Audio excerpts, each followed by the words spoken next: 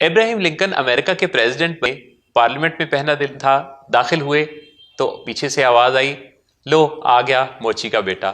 ابراہیم لنکن مسکرائے اور کہنے لگے کہ ہاں میں موچی کا بیٹا ہوں، لیکن پورے امریکہ میں بتاؤ میرے باپ جیسا کوئی موچی ہے؟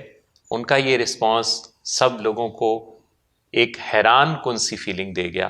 خواتین و حضرات، بہت دفعہ ہمیں اپنی زندگی میں اسی قسم کے کرٹیسزم کا سامنا کرنا پڑتا ہے، جس پر رسپانسز طرح طرح سے دے کر ہم اپنی بہت ساری انرجی ویسٹ کرتے رہتے ہیں۔ آج کی اس ویڈیو میں آپ سے اسی طرح کی باتیں ہوں گی۔ اگر آپ اس چینل پہ نئے ہیں تو سبسکرائب کر لیجئے اور بیل آئیکن کا بٹن بھی دبا دیجئے، تاکہ میں اور آپ انسانی نفسیات اور کائنات کو سمجھنے کے اس سفر میں ہم سفر بن جائیں۔ ایک نو بیاہتا جوڑا اپنے ڈائننگ ہال میں بیٹھا کھانا کھا رہا تھا۔ خاتون کو اپنے بارے میں ذرا کانشیسنس تھی، ذرا اپنے کام کاج کے حوالے سے زیادہ سکلفل نہیں تھی، تو ارد گرد ماحول پر تنقیدی نظر ڈالتی تھیں۔ کھڑکی کھلتی تھی سامنے پڑوسیوں کی طرف، جہاں کپڑے لٹکے ہوئے جو سوکھنے کے لیے انہوں نے ڈالے تھے نظر آ رہے تھے۔ اپنے میاں کو کہنے لگی وہ دیکھو۔ انہوں نے دیکھا تو کہنے لگی کہ دیکھ رہے ہو ان کے کپڑے کتنے میلے کچیلے ہیں، بھلا دیکھو کپڑے دھلنے کے بعد بھی اس طرح کا کوئی امپریشن دیتے ہیں، لگتا ہے کہ ان خاتون کو کپڑے دھونا نہیں آتے۔ وہ صاحب چپ رہے، کھانا جاری رہا۔ چند دنوں بعد پھر دوبارہ یہی ایپیسوڈ ہوا اور خاتون نے پھر اسی طرح اشارہ کرتے ہوئے کہا کہ وہ دیکھو ان کے کپڑے جو سامنے انہوں نے دھو کے ڈالے ہیں کتنے برے لگ رہے ہیں، لگتا ہے کہ یا تو انہیں اپنا صابن تبدیل کرنا چاہیے یا پھر کام والی، یا پھر ان خاتون کو کسی سے سیکھ لینا چاہیے۔ وہ سب اب کے بھی خاموش رہے۔ یہ کئی دفعہ ہوا۔ پھر ایک دن جب اسی طرح وہ کھانے پر بیٹھے تھے تو خاتون کی نظر پڑی تو کپڑے صاف تھے، تو کہنے لگی وہ دیکھو میں نے صحیح کہا تھا نا، میں نے جس چیز کی نشاندہی کی تھی لگتا ہے انہیں سمجھ آ گئی اور انہوں نے یا تو کام والی بدل لی یا صابن بدل لیا یا پھر سیکھ لیا۔ تو وہ صاحب کہنے لگے کہ ان تینوں میں سے کچھ بھی نہیں ہوا، آج میری صبح ذرا جلدی آنکھ کھل گئی تھی، میں نے اپنی کھڑکی کا شیشہ صاف کیا ہے، جس وجہ سے تمہیں وہ کپڑے صاف دکھائی دے رہے ہیں۔ ہم بھی اپنی زندگی میں کئی دفعہ اپنی کھڑکی کا شیشہ صاف نہیں کرتے اور دوسروں پر تنقید کرتے رہتے ہیں۔ ہم اپنا جائزہ نہیں لیتے اور اپنی دھندلی نگاہوں کے ساتھ دنیا کو طرح طرح سے القابات سے نوازتے رہتے ہیں۔ خواتین و حضرات، جب تک ہم اپنا لینس چینج نہیں کرتے تب تک ہمیں دنیا صحیح نظر نہیں آئے گی۔ تحقیق کے مطابق بہت سارے ایسے لوگ آپس میں الجھتے ہیں اور الجھاؤ میں یہاں تک بات پہنچ جاتی ہے کہ ایک دوسرے کی جان کے درپے ہو جاتے ہیں اور کئی مرڈرز ہو جاتے ہیں، جس میں پیچھے پتہ کیا بات ہوتی ہے؟ صرف ایک گالی، جس میں کسی نے کسی دوسرے کو کسی جانور کا بچہ کہا ہوتا ہے، حالانکہ اسے بھی پتہ ہے کہ وہ اس کا بچہ نہیں ہے، لیکن اس کے باوجود وہ اس کی بات کو سچ مان بیٹھتا ہے اور اس کے بارے میں اتنا نیگیٹو ہو جاتا ہے کہ اس کی جان سے اس کو محروم کر دیتا ہے۔ یہ جو ہماری دیکھنے کی نظر ہے دنیا کو، اس نظر کو اگر ہم بہتر کرنا شروع کر دیں اور ہم تھوڑا تھوڑا سوچنا شروع کر دیں کہ ہم ایسے رسپانسز کیوں دیتے ہیں، ہم اپنے ایموشنز کا جائزہ اگر خود لیں کہ ہم دوسروں کے کرٹیسزم کے نتیجہ میں جو ان کی بات کو سچ مان بیٹھتے ہیں، تو یہ تو ہماری اپنی کمزوری ہوتی ہے۔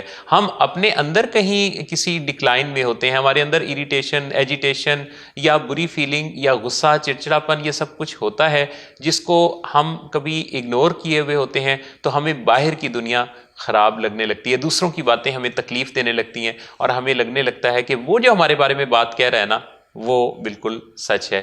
ایک شاعر کا بڑا خوبصورت شعر ہے، جاگا جب احساس سماعت مجھ کو یہ محسوس ہوا، گھر کے باہر شور کہاں ہے، شور تو گھر کے اندر ہے۔ کئی دفعہ ہمارے اندر شور ہوتا ہے اور ہم باہر کی دنیا کو چپ کراتے رہتے ہیں۔ اگر ہم دوسروں کے اپروول پر چلتے رہے اور اسی طرح ہم دوسروں سے اس تمنا کے ساتھ رہے کہ وہ ہمیں کوئی سرٹیفکیٹ دیں گے، اپروول دیں گے اور پھر ہم کوئی اچھے انسان بن سکیں گے، تو خواتین و حضرات ایسا نہیں ہونے کا۔ دو لوگ کسی دانا کے پاس گئے اور ان سے جا کے کامیاب زندگی کے راز پوچھنے لگے۔ ان میں سے ایک نے کہا کہ آپ مجھے بتائیے کہ کیا میں اپنی زندگی میں کامیاب ہو پاؤں گا؟ تو دانا کہنے لگے کہ تمہیں کیا لگتا ہے؟ وہ کہنے لگا کہ مجھے تو لگتا ہے کہ میں کامیاب نہیں ہو پاؤں گا۔ تو دانا کہنے لگے کہ ہاں تمہیں ٹھیک لگتا ہے، تم کامیاب نہیں ہو سکو گے۔ یہ سنتے ہی دوسرا شخص کھڑا ہو گیا اور کہنے لگا کہ دیکھیے بزرگوار، میں آپ کے پاس آیا ہوں، اب آپ مجھے اس بارے میں جو بھی مشورہ دیں، اگر آپ مجھے کہیں گے نا کہ تم کامیاب نہیں ہو سکتے، تب بھی میں کامیاب ہونے کا ہی عزم رکھتا ہوں، مجھے اگر 1000 راستے بھی بدلنے پڑے نا تو میں اپنی زندگی میں کامیاب ہو کے دکھاؤں گا، کیونکہ میں یہ عزم رکھتا ہوں، یہ حوصلہ رکھتا ہوں، یہ یقین رکھتا ہوں کہ میں اپنی زندگی میں ضرور کامیاب ہو جاؤں گا، اور مجھے آپ سے کسی بھی طرح کے اپروول کی ضرورت نہیں ہے، کیا آپ میرے بارے میں کچھ کہنا چاہتے ہیں؟ تو وہ صاحب کہنے لگے کہ ہاں، میں تمہیں بس ایک بات کہوں گا کہ جو تمہارا اس وقت کا جذبہ ہے، اس جذبے کو سلامت رکھنا، اس کی حفاظت کرنا۔ اگر تم نے اپنے اس جذبے کو سلامت رکھا، انہی احساسات کو، انہی خیالات کو اگر تم اپنائے رہے، تو تم اپنی زندگی میں ضرور کامیاب ہو جاؤ گے۔ یاد رکھیے کہ ہم اپنے حوالے سے دوسروں کے اپروول کا اپنے آپ کو جب تک محتاج سمجھیں گے تب تک بات نہیں بننے کی۔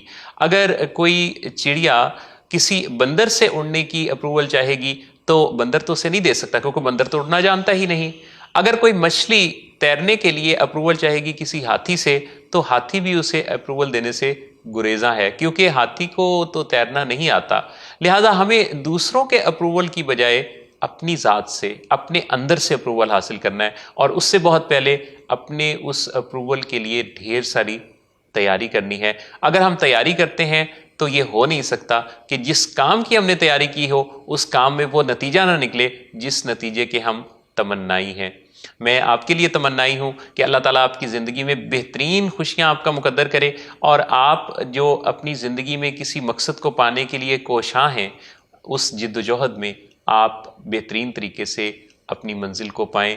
اگر آپ کا یہ یقین سلامت رہا، اگر آپ کا یہ حوصلہ اور یہ جذبہ سلامت رہا، تو میں پورے وثوق سے یہ آپ کو کہہ سکتا ہوں کہ آپ بھی اپنی منزل ضرور پائیں گے۔